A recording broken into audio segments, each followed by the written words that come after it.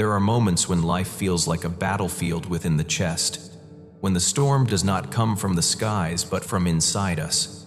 Rage, jealousy, grief, lust, fear, howling like beasts without chains.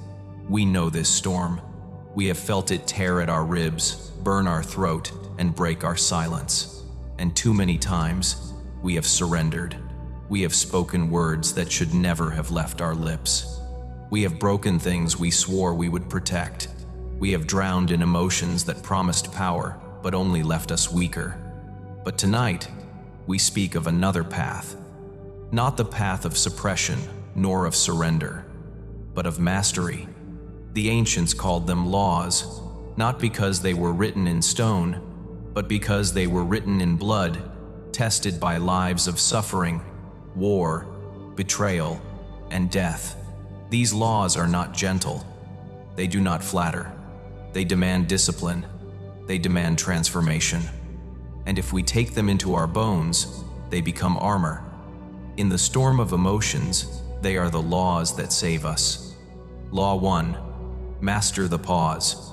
The storm begins with a spark, a word, a glance, a memory. Suddenly, the heart is inflamed, the mind poisoned. Anger rises like fire, or desire coils like smoke, or fear spreads its cold venom.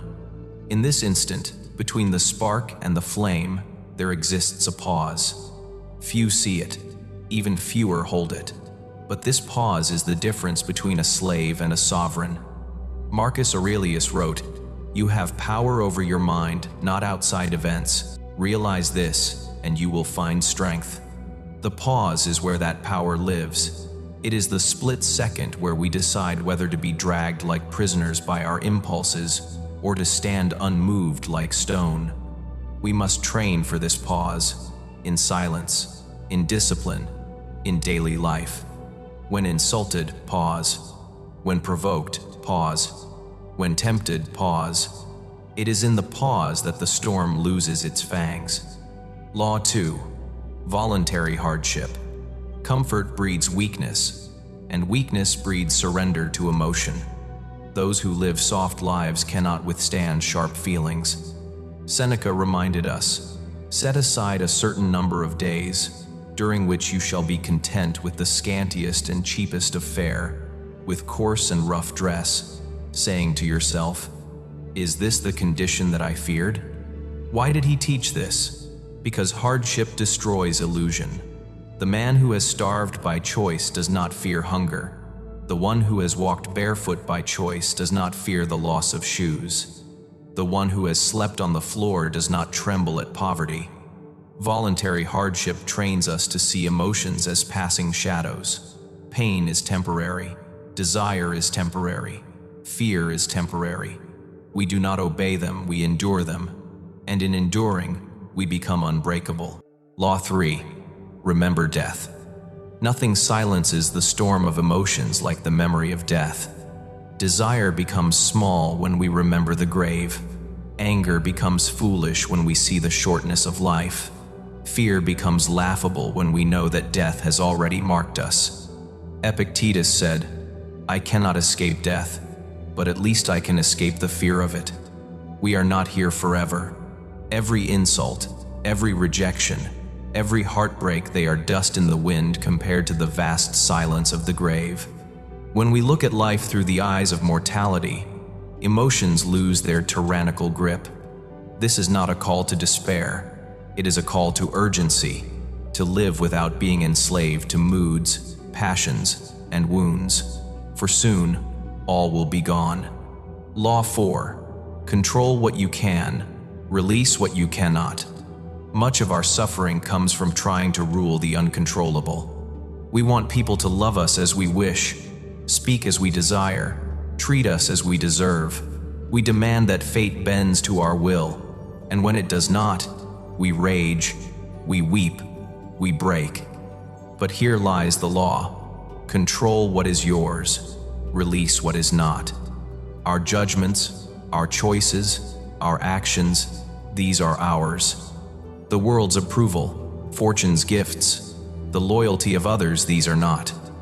Scholars of this path remind us, the man who wastes his life trying to change the winds will drown.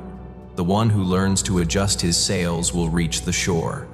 We cannot silence the storm outside, but we can silence the storm within. Law 5. Treat pain as a teacher. We fear pain, but pain is the oldest teacher. Every scar is a scripture written on the body. Every betrayal is a lesson carved into the soul. Seneca declared, "Fire tests gold, misfortune tests brave men." Pain is the crucible in which weakness burns and strength is born. Those who flee pain remain children, tossed by every emotion. But those who face it, embrace it, study it, they rise above. Next time grief comes, do not drown. Listen. Next time anger burns, do not lash. Learn. Pain whispers truths that comfort will never teach. Law 6. Stand guard at the gates of the mind. The storm of emotions is fed by the thoughts we allow inside. We are not destroyed by events, but by the stories we tell about them. A rejection is not destruction, it is only our thought that makes it unbearable. An insult is only sound, it is our thought that makes it a wound. Marcus Aurelius warned, "If you are distressed by anything external, the pain is not due to the thing itself, but to your estimate of it, and this you have the power to revoke at any moment." We must become gatekeepers of our mind. Not every thought deserves entry. Not every image deserves residence. Not every memory deserves worship. The disciplined man does not believe every voice in his head. He chooses, he filters, he guards. Law 7. Anchor yourself in duty, not desire. Desire is endless. The more we chase it, the more it multiplies. But duty anchors us. Duty gives us form, clarity, and purpose. We were not born to be tossed around by cravings. We were born to build, to serve, to fight, to endure. When we tie ourselves to desire, we become slaves. When we tie ourselves to duty, we become free. Modern interpreters like William Irvine remind us that tranquility comes not from indulging emotions, but from aligning life with higher purpose. Ask yourself daily, what is my duty? Then do it whether you feel like it or not. For emotion is a poor compass, but duty never lies. Law 8. Practice inner silence. The world is loud, so is the mind, and when the storm of emotions rises, it grows deafening. The only refuge is silence. Not passive silence, but chosen silence. Time alone, reflection, writing, watching the breath, returning again and again to the stillness inside. The wise knew, a man who cannot sit with himself cannot rule himself. Silence reveals what emotion conceals. It shows us the root of our anger, the illusion of our fear, the pettiness of our desires. In silence, storms lose their strength. Law 9. Live as if, watched by eternity. What would we do if the eyes of eternity were upon us? Would we scream in anger? Would we beg in fear? Would we collapse in grief? Or would we stand tall, calm, and unbroken, knowing that every act is seen, weighed, and remembered? The ancients lived with this vision. That character is not private. It echoes through time. Our discipline or our surrender writes history in silence. When emotions tempt us to fall, we remember. We are being watched by the generations before us, by the generations to come, by the eternal laws of existence. And under such eyes, we choose mastery. Law 10. Rise every time you fall. No one walks this path without falling. No one. Even the strongest have been slaves to anger, desire, grief, fear. The storm breaks us, again and again. But mastery is not perfection. Mastery is rising, each time. Falling, but rising stronger. We are forged in failure. Epictetus told his students, when you are offended at any man's fault, turn to yourself and study your own failings. Then you will forget your anger. We will fall, but each fall is another chance to practice the laws, another chance to become unbreakable, another chance to master the storm. The storm will never leave us, not until our final breath. But this is no curse. This is the battlefield on which strength is born. The world does not need more men who obey their emotions. It does not need more slaves to anger, lust, grief, or fear.